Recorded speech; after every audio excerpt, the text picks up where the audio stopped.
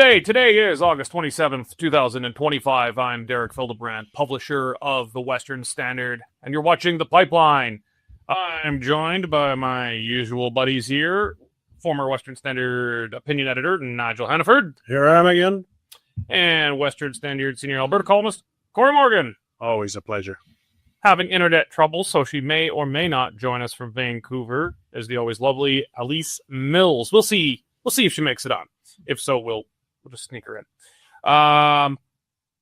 Before we get started, though, I just want to remind everyone the Western Standard is partnering with the Solid Gold Family Radio Network, Alberta's very own internet radio, owned and operated right here at home. You can catch our shows and live streams on Husky on 5, Nashville on 3, and Vibe on 2, 3 of 27 unique channels from the Solid Gold family. You can find them at sgfradio.ca. All right. Well, we're going to be talking about, it's the end of August. So, it can be a little troublesome sometimes to figure out what are we going to talk about. Some things were easier than others. We were stuck for kind of a third one today. And I thought, well, what's something that's not in the news? Nenshi and the Alberta NDP. Where, the F word, are they?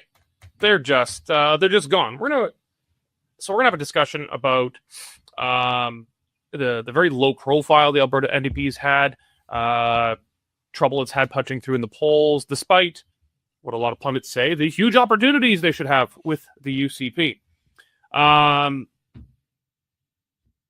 Light sentencing for migrants has become a pretty big issue, or migration in overall has become a big issue, and it's got a lot of different facets.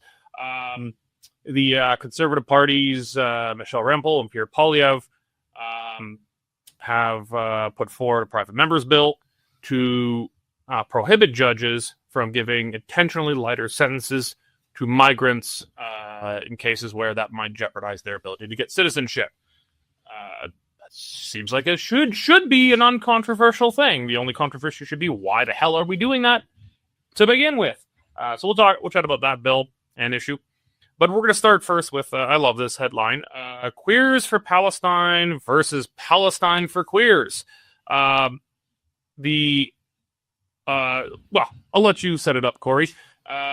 This is a controversy that's gone on for a number of years now.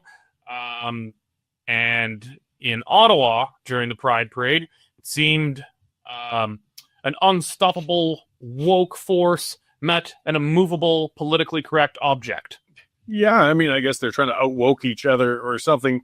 But I mean, it gets into the realm of just absurdity. I mean, the whole Queers for Palestine. Well, what happened? Concept. Yes. First, what happened? So it was the Ottawa Pride Parade, one of the big ones. It's kind of the triactor of Pride parades in Canada. You've got Ottawa, Montreal, and Toronto. I guess Vancouver's another brute, so maybe there's a fourth.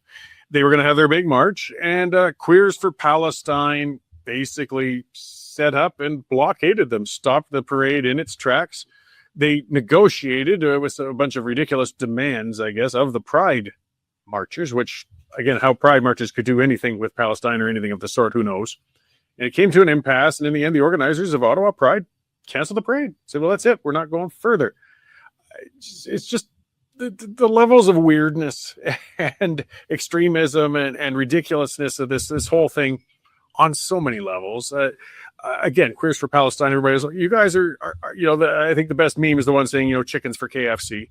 You guys are supporting a group that wants to kill you.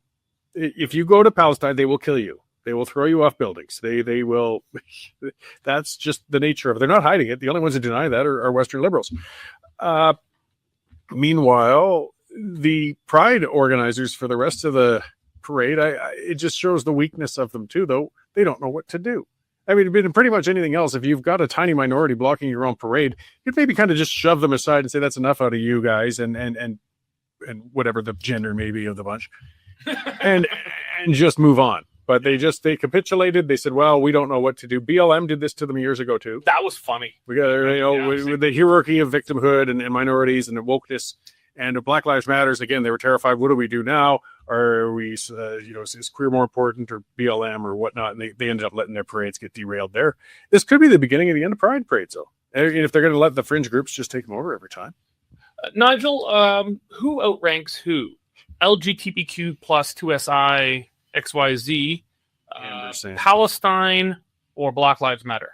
Which one gets the most points? Well, I know you can mix and match. You're asking me to sort of the distinction between a gnat and a louse, really, aren't you? It's there's another one that you could have thrown into the mix there. And a few years ago, when it turned out that there were sex-selective abortions taking place at the expense of women, you'd have thought the feminist groups would have been saying, what are they doing? They're killing women before they're born. That was an old Western Standard print magazine thing. I've been a subscriber for a long time. Andrea Morosic did it back in the day. I remember it was when I was in university. It came out. Right. Yeah, it was feminism, like defending the lives of girls versus abortion. It was a conundrum. But remember, the way the thing ended up, in the end, the feminists decided it was more important that they should have their right to abortion than that they should defend the lives of unborn women. So I thought that was a crazy thing. I didn't see that coming. I thought, oh, there you go. That's going to really punch a hole in the side of the abortion movement. Well, now we come to Queers for Palestine that wants to, that wants to uphold the state of Palestine, which, as you said, would be distinctly unfriendly to people of their persuasion. Unfriendly Against Israel. That's a polite way of putting it. Yeah, well, I mean, we try to be polite, Eric. Heavens above. But we come to against Israel, which is very tolerant of that point of view. So I take Cory's point. Obviously, there is a moral weakness. Gosh, how are we talking about morality here? There's a moral weakness in the leadership, a lack of intestinal fortitude that would just say, as you said, get out of the way. We've got a point to make, and it's not yours. Go. Well, and they've lost the whole narrative of rights for LGBTQ people. I think maybe that's part of the problem is they've won every battle in Canada. You've got marriage, you've got human rights protection, you've got everything else, but instead of looking outwards to where those battles still should actually be fought, like where they're executing gay people, you're instead introverting into this bizarro world of Queers for Palestine. It's serious to them, but I'm going to laugh at you guys. Get your crap together. I think it's because these movements don't tend to stop of their own volition. They stop when they run out of steam or are set back. The movement coming out of the civil rights movement in the United States for equality for black people, etc. That started as a reasonable proposition, and then it turned into affirmative action, and then it turned into DEI. It turned into segregated college graduations. So they got right back to segregation. These movements don't often, I can't think of many examples. Nothing. Think of the anti-smoking movement. They beat mainstream smoking, and then they go after vaping, which is what's getting people off the few remaining people who are smoking. If vaping gets them off of that, the anti-smoking movement can't stop. Literally no movement stops. I used to use the example when I was working at the Canadian Taxpayers Federation back in the day, that if we had succeeded in abolishing taxes, abolishing debt, and abolishing the government, we'd have to invent something else because, well, this is our careers, this is our movement, this is what we believe in. And so, what started as the gay rights movement, and then bis and lesbians, etc., they kept on attaching letters to it. They got more and more extreme. They achieved all of their reasonable, logical, small L liberal goals. And then there was just no way to stop. They became hungry. They were salivating for it. And that's why the movement's overreached. And you have a pushback on the extreme radical trans stuff. And it keeps on subdividing and subdividing and subdividing. It's almost like a Protestant church at this point. And you got Queers for Palestine, which is one of the most oxymoronic movements or groups I can imagine. Or just plain moronic. You touched on something there a moment ago about when you were talking about the smoking and how it just keeps on going.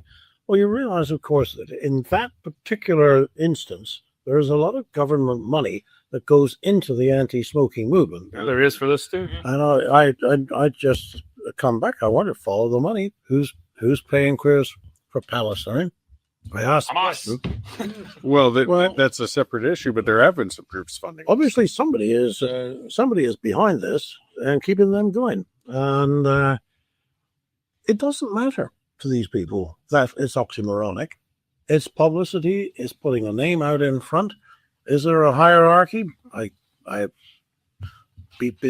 People would have their own ideas about who was on the top. But boy, was that a joke? Well, I don't know if it was intentional. That was unintentional, but Yeah. I'm hesitant to discuss this logically because it's not very logical. You can. I've got some sympathy for the situation of Palestinian civilians. You're fighting this kind of guerrilla war, a terrorist organization. The line does get fuzzy between civilian and combatant, obviously. But a reasonable person, left or right, can have sympathy for the situation and whatnot. But then to frame it as you put it, Cory, chickens for KFC. You could just say, I'm for Palestine. Well, and I happen to be gay, but conflating those two things together. You could talk about all the other things. I want to see a two-state solution. I don't like the alleged overreaction to Israel. All sorts of things. Fine, that's not a problem. But to try and claim that this is what happens when you fit everything into identity politics. Yeah, and it's not the only ones denying the attitude of Islamists towards LGBTQ ampersand $, whatever it is this week. The only people denying that they have a problem with that are Western liberals. They make no secret of how they feel about. Hamas is not hiding how they feel about this. We saw videos of that in the early protests as well, when some fellow showed up flamboyantly running around at one with a rainbow flag, and the other Palestinian punch jumped out and grabbed his flag and threw it on the ground and kicked him out. Says, you're not with us, dude. The intolerance towards that community is horrific, but they've got this purposeful blindness, towards reality again, that it's just astounding. But it's discrediting the entire thing. As you said, it's come full circle. As I said before, too, I think it could be the beginning of the end of the Pride parades. Like they've run their course. It's getting to such absurdity that I think rational LGBTQ people, and there's many of them, they're just not going to come out to this crap anymore. They don't have time for it. Slight change of the topic, but still pretty close, I think, is you were here in Alberta, is Danielle Smith going to attend the Pride Parade? That was a big thing during Wild Rose. Then it was, will Jason Kenney go? And then Pride Parades would ban conservative politicians from going, even those who were openly, very much on side with their issues. The Wild Rose was banned from it regularly. The UCP was banned from it. You and I were chatting offline about this, Cory, that, you had gone to some of the early Pride Parades. Yeah, back in the 90s. Not corporately sponsored. That arguably had good cause. I didn't go to them, but I guess I would. But they were fighting for something, and they weren't these ostentatious, overly sexualized public displays of something that's very personal. They were for a cause. It made sense. But that has not been the case with Pride for a long time, and they're not all the same. To the credit of Calgary's, it's pretty sexualized, but it's not in the same category as, say, Toronto, where you have a bunch of pedos walking naked down the street, displaying their genitals in front of little kids, which confounds me that these people aren't arrested and doing serious time in prison for what they're doing. The pedos or the parents who bring the kids? Both. There's a bit of both going on. Anyone who knowingly bring their kids to it. So, but, it's a ritual that politicians have to attend Pride, or you're labeled, every time Pride comes to the city every year, you're labeled a bigot. Are we at the point where Pride has jumped the shark so terribly? When you got the Queers for Palestine thing, you've got extreme transgender ideology, preying on children in this, where it's affiliated itself with a bunch of other stuff that most gay people I know want nothing to do with. Has it jumped to the shark to the point where a politician can safely say, you know what, I'm not going, and I'm proud. I have pride in not going, and here's why. Yeah, I think they've given them a safe out. They'll say, I support that cause, but I'm not going to be seen there because of this, or this. There's so many more reasons that they're giving him. As I said, those 90s gatherings, and I was a nervous young guy, gay people, geez, whatever. I was dragged there by a girlfriend. And I think it served its purpose. They were flamboyantly, unapologetically gay people in a big park after a parade, not in thongs and sexualized and everything else, but just making no bones about it, saying, hey, we're here, we're queer, the old thing, just we're allowed to be. And I think it was productive. People who were interested anyways got together and realized, they don't bite, well, unless you ask them to or something, but it's just a gathering of people and realizing your neighbors are people you can get along with. But it's just they overshot those goalposts. They've gone so far beyond that it's just gone into ridiculousness and it's run its course. Okay. Well, speaking of reasonable things that have jumped the shark and gone into the unreasonable, let's talk about one aspect of the migrant crisis now. There was a case very recently where a judge, I forget what the crime was, but the guy was found guilty, a migrant. He solicited a 15-year-old for sex. Like, this wasn't, name it, almost any other crime. Soliciting a 15-year-old little girl for sex. Pretty heinous. And the judge lessened his sentence because if he went over a certain number of days served in prison, this would hamper his ability to get citizenship status. A reasonable person says, well, of course, we don't want that guy to have citizenship status. He should serve some serious time in prison, and then the day he's released, be put on a little wooden dinghy back to wherever the hell he's from. That's, I think, what most reasonable people think. The Conservatives, so Michelle Rempel, I think, has led the charge on this one, have put forward a bill to prohibit judges from including someone's immigration status in consideration for sentencing. The Toronto Star had a just wild editorial or comment on this saying, oh, that's not true. This is, it's not true. The Conservatives are making this up. And then in their headline and then their main piece in the lead, but then you go further into it and it said, well, actually they do, but it's a good thing. It's a good thing. So they're kind of arguing out of both sides here.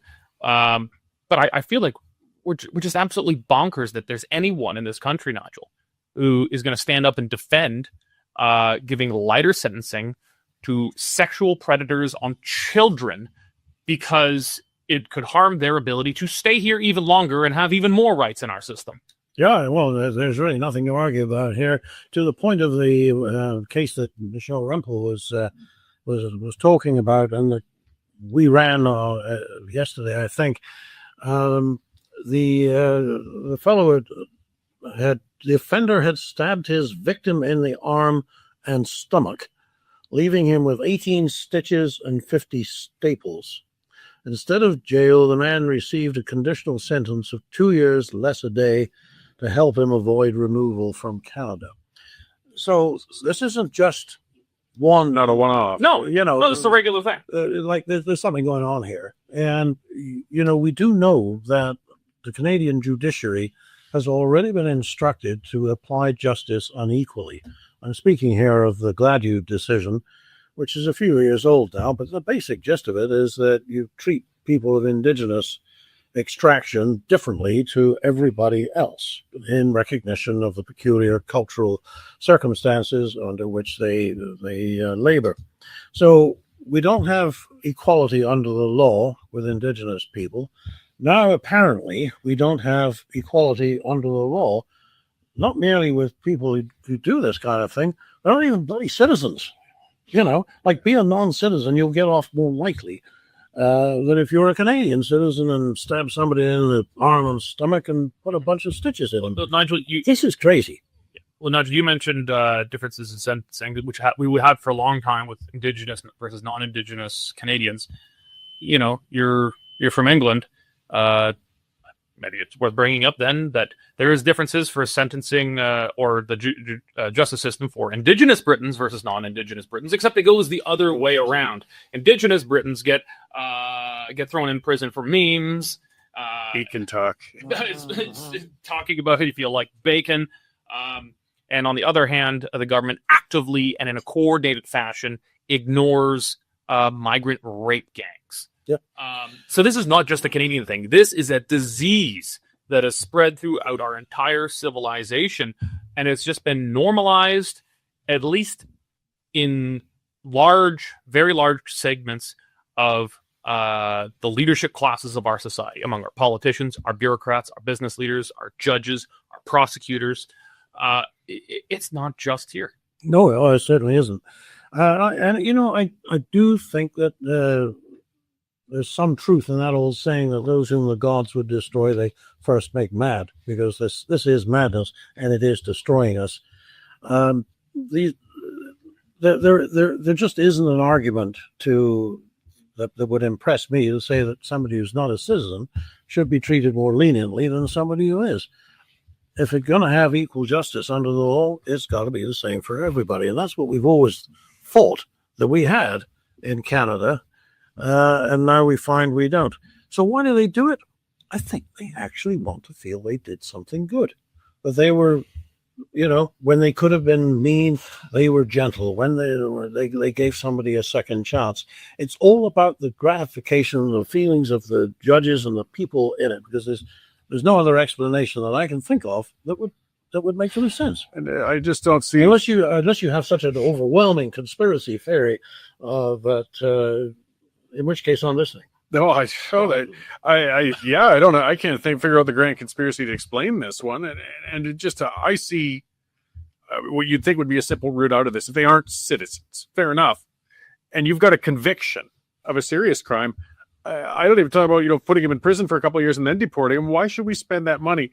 You're there. Well, because we need to punish them first. Well, they need to be punished. You know what? Hey, such and such host country, this person's your problem. If you want to punish them, deal with them. They've been convicted here on that, but we just don't want them. They're gone. They're never setting foot here again. I don't know. Well, what if they killed someone? Well, like where we? Yeah, I know some of the difficulties because I get what you're saying, but I mean, they should be gone. Either way, we got to get rid of them. They should never set a foot on free Canadian soil again. I agree with that. But if they commit a serious crime, I feel like we need to, yes, at our costs, we need to punish them here first, because there's a good chance that where they're going back to, they're not doing any crime. It's possible. I mean, the main thing is getting rid of them. But it's something else I get a little concerned with is when politicians get a little too prescriptive onto judicial discretion. And this is kind of, and I know I don't like where the judicial discretion is going. I don't like where their choices are going, but I don't like seeing politicians handcuffing them on particular decisions on cases as well. It's a dicey area. It's not necessarily as cut and dry as some people might think. But who's running the country? The politicians we elect or the judges that we don't? The judges are there to interpret and apply the law. Well, that's what we think. Well, that's what they're supposed to do. They often sometimes make law, arguably, maybe. Although it depends if you like their decisions or not. But Cory's got a point. The judges are supposed to be honored people in society that we trust, that we give very significant authority and power to. Of course, their handcuffs are the law, but the law, if it's overly prescriptive, what if you have a weird case? There's differences in thing. For example, supposed to be some discretion. Let's talk about, say, for example, a crime of passion. Okay, you come in, somebody's got your wife in an uncomfortable position, even if she's willing, and you've gone mad and you've beaten that man really thoroughly before you regained control of your senses. Now, that's different than just finding a random guy on the street. Exactly. So it's still a crime. You should still be charged with assault, but maybe you're taking this into consideration when the sentencing comes. How much risk is this man to society? Well, it depends on how many people his wife beds or whatever. But you know what I mean? It is quite different than, somebody randomly said, I'm just going to walk by and beat the heck out of somebody on the sidewalk. That's a much more dangerous person than one who's provoked. Now, no law can prescribe to cover those exact situations. That's where a judge has to sit and weigh those circumstances and come up with a determination. And likewise, perhaps in an immigrant case, it depends on the crime. It depends on the history. I mean, And I know they're doing terribly when we're keeping 15-year-old, or sex offenders with 15-year-old girls or people who stab people. I do not want to see lighter sentences for those people. I just worry when we start to get reactive and politicians start writing in and pulling away that discretion on the judges' part. That is, I think, a very fair and reasonable cautionary concern for this. Mandatory minimums are... I don't like those for the same reason. Yeah, I mean, or if they're going to be there, they got to be pretty damn careful how they're applied. I think the Conservatives, when they were in, during the Harper government, applied it appropriately sometimes, but sometimes I think it got a little too trigger happy with them. And so we should be cautious when we get into the business of, the political side, Parliament, prescribing, more specifically how judges interpret and apply the law. I think it's a fair concern. But I think in this case, the judges have been found, at least enough judges have been found, to have completely abused and disregarded that discretion for whatever is motivating this, if it's some misplaced sense of liberal naivete, or if it's ideological, I don't know. But it has been abused, and so some legislative remedy, I think, is required here. Yeah. But I reevaluating how we're appointing our judges. I mean, that gets into a bigger issue. But I mean, even if we started appointing only great judges today, it'll take decades before the system is flushed out. Yeah. On that point, the application form for judges, because you can, if you want to be a judge, you can put your application form in. Makes it very clear who the government is and is not looking for. So you have to tick the boxes that you are a member of a vulnerable group, or you're a woman, or you're gay, or whatever. DEI, Palestinian. Basically, people like us shouldn't bother finishing the application. So that's one. There's a very active attempt on the part of this government, and so I'm treating Carney and Trustin Trudeau as one continuous government. It's our new government. Yeah. Didn't you see the memos? Well, I saw the memos and didn't believe them, and neither did you, Derek. So this is the same old crowd, and this is what they have been trying to do and have been very successful. That's one thing. The second thing that goes with it is that every several months, the judges are gathered up, they ship them out to Banff or some other regional center, according to where they're operating, and they actually indoctrinate them, and they tell them the kind of way they are supposed to interpret the law. And I find this an outrageous thing, because the government is very specific in telling judges that these are the kinds of judgments, these are the considerations you need to have. And this comes back to Indigenous and Gladue quite often, but there are other things too. So actually, the government is perhaps a little more involved in this than I had intimated in my earlier remarks. We need a new government. Well, it's a minimum 4 years. And even then, maybe we get a better government, but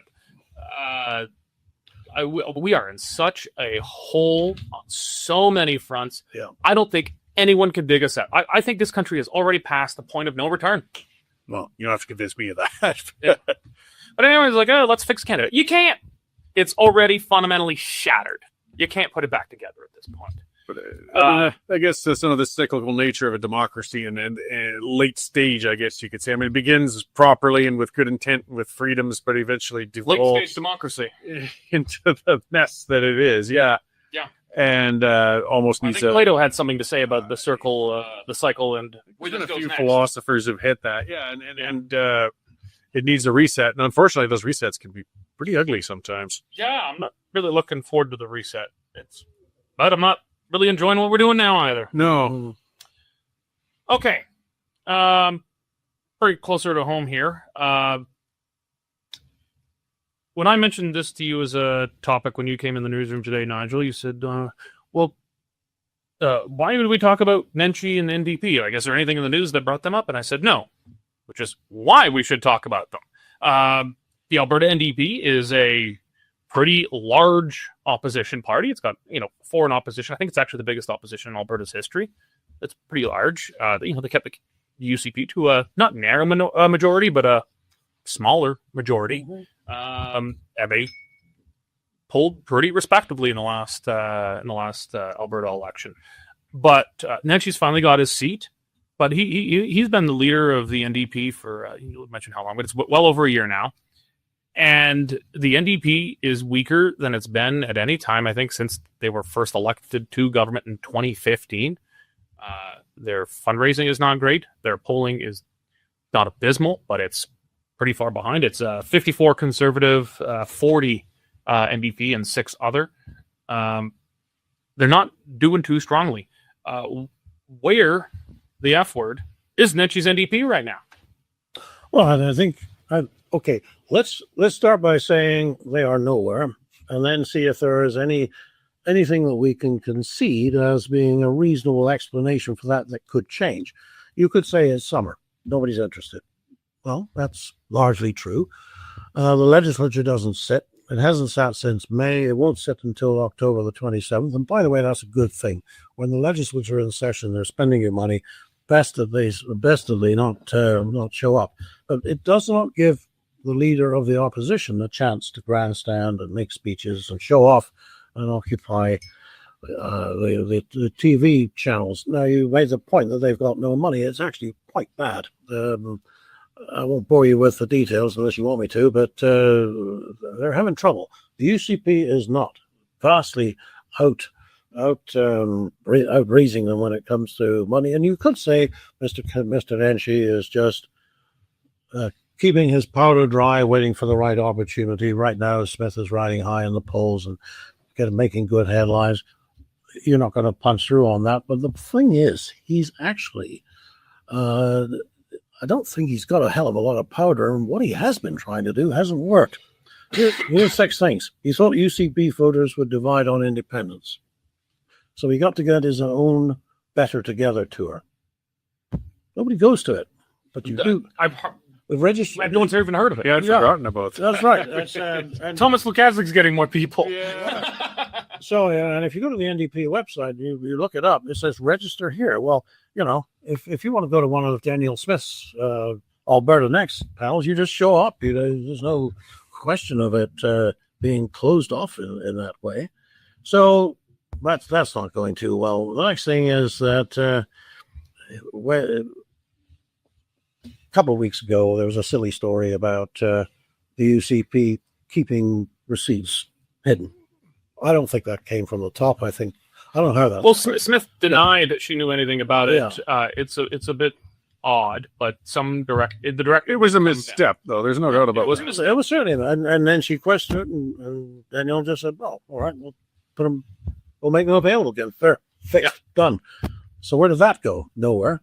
We talked about the fundraising. I mean, that's certainly a barometer of how badly they're doing. In the what have I got here? The UCP strong fundraising into early 2024, 2.6 billion in Q1. The NDP only $1 million. People don't believe in it enough to give them their money. Fourth thing, when the Chinese applied tariffs on canola, he tried to blame Daniel Smith. Well, actually, you can blame somebody. It would be Ottawa because of the tariffs. Because it's EP tariffs we have against China. Yeah. So, you take your dart and you throw it at the wrong target. So that was the attack on Smith over the Jasper wildfires just fizzled. It wasn't credible that her attempts to control the situation would have been resented by the towns and the town of Jasper, and it wasn't. That came out. And then, of course, there was that healthcare scandal, as they like to call it, where the issue was who got hockey tickets somewhere else. And, they just couldn't tell that story. It wasn't that it was such a great thing for the UCP, but that fizzled as well. So every time he's put something out there, it's just going like that. So Smith basically is just doing too well, using up all the oxygen. Then she thought that he would split the party over independence. Well, that if it's going to happen, it hasn't happened yet. So nothing seems to work for the man. Yeah, well, it's not just things not seeming well to work, but they aren't working they seem to be incapable of figuring out how to do it, because she's given, or the UCP has given them some gifts. I mean, you can't beat a healthcare scandal, as far as It's Alberta. There's going to be one at least every few years. Yeah, getting people worked up and worried, and you could start the fear mongering or the risks to your universal care and the corporate. And I mean, there was a golden story basically dropped in his lap with it, and he couldn't seem to keep that thing with legs. Still hasn't been resolved, but they can't make hay of it, and it's a weakness. I some of it's a speculation, I think, but I've always said that about him. Nenshi's not a team player. He never was whilst mayor. That's why there was the fighting in City Hall. He's always been the quite arrogant, smartest man in the room. I don't think he's got his team behind his back very well. He's trying to operate on his own. We should get that psychiatrist back. Yeah, there we go. And they're not infighting necessarily, but he's not drawing their loyalty. He wanted to make a one-man show, and it's turned out he's on his own. So, one of the points Nigel mentioned was that he hasn't had his debut in the legislature yet. It took him a long time to get a seat. I think that was, we've discussed this before, I thought it was a little unclassy of the UCP not to just call the by-election once. It made Carney look good. Yeah, Carney called it pretty much the first available opportunity so that Poilievre could get in as leader of the opposition. Mm-hmm. That looked good and magnanimous on Carney. Smith and the UCP did not do that once Richard Notley resigned her seat so that Nenshi could get in. So yeah, that's delayed things. It looked petty, but Nenshi hasn't been in the legislature yet. Does it matter? Yeah, but Nenshi's already a known quantity in Alberta. It's not like he's, like when Rachel Notley became NDP leader, she needed to have a seat. She had a seat, but she needed it because she was not a household name in Alberta. Very few people outside of some hardcore government union circles knew who Rachel Notley was. Everyone already knows who Nenshi is. I don't think on your feet debating is necessarily his strongest point. I'm not sure how weak he is or not. Yeah. But his big thing is, he could do little video clips, and he already does that. But nothing seems to be punching through. So it's either of you. Do you think there's going to be a significant difference once he's in the legislature, in his seat, leading the opposition in the House, or not? He made his reputation in 2013 during the floods in Calgary. What he did, he very smartly put himself out there in his anorak, got film saying, everybody stay calm, we're doing what we need to do, things are moving here and there. I think, that's real leadership. And, as a mayor of a city that's facing a disaster, he did a pretty good job at that time. Two things, though. One is that's like 12 years ago. And secondly, that's something that means something in Calgary. In Edmonton, they don't even know we had a flood. They had their own stuff, but they didn't, so that's not really building his reputation. And he may be thinking that he's got more of a reputation than he really has. The other part, as to whether or not the legislature will help him with that. Now, it remains to be seen. But I know, speaking for myself, watching City Hall meetings and so on and how he presents himself in that room, I don't know if he's going to be endearing when he's in the legislature. When he closes the eyes and puts the head up and does he's never done well when he's challenged. You ever just how sensitive he absolutely. So if Premier Smith is firing back and you get the opposition leader losing his cool, that doesn't help in the legislature. We'll see. He's training up. He's not a dumb man.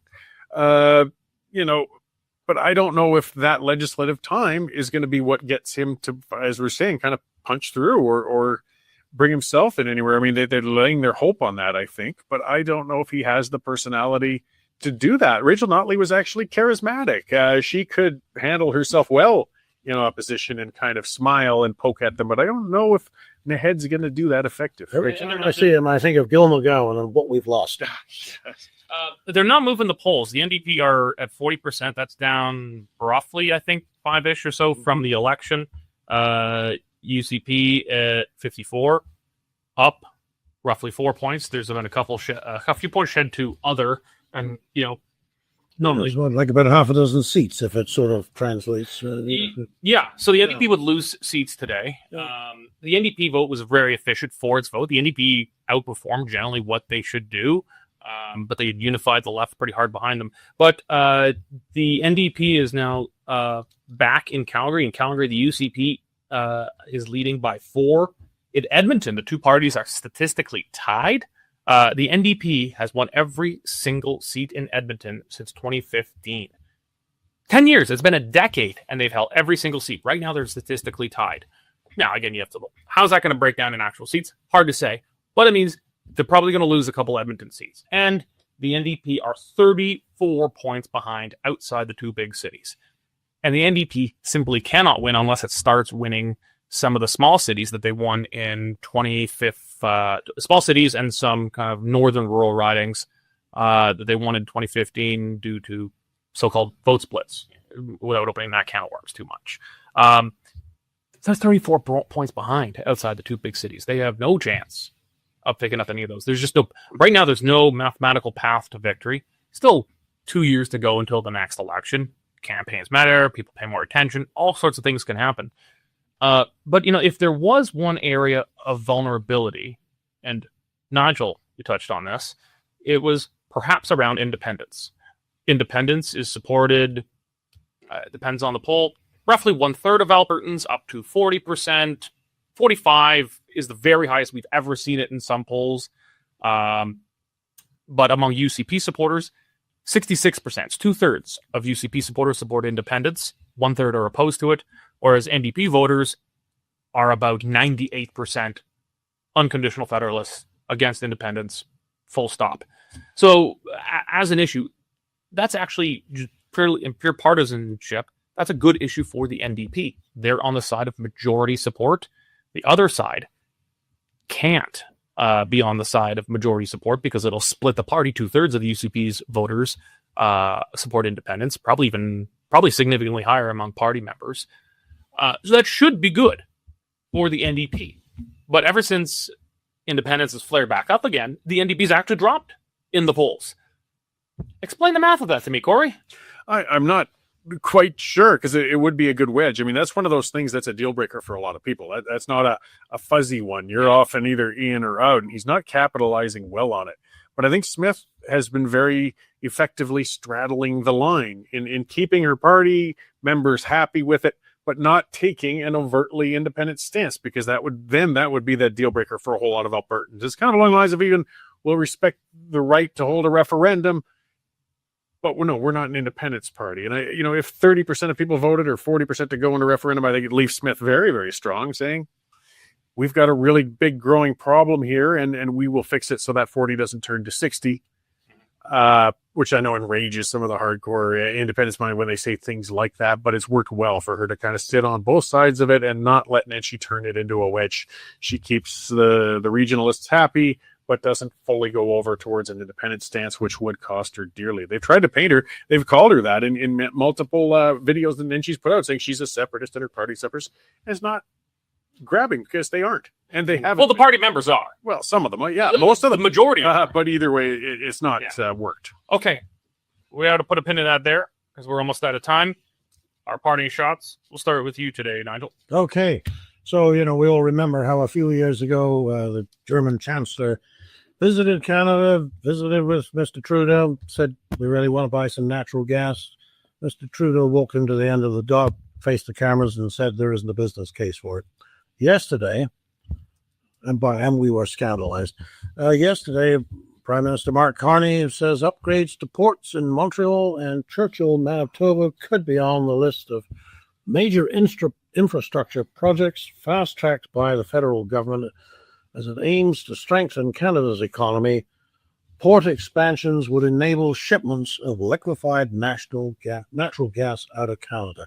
Who knew there really was a business case? And Mr. Carney is the central banker, has drafted it. And then we saw the Polish ambassador was on the CBC, and he was asked, the CBC reporter, what do you think about buying Canadian liquefied natural gas? He says, well, you already are, just from the Americans at a markup.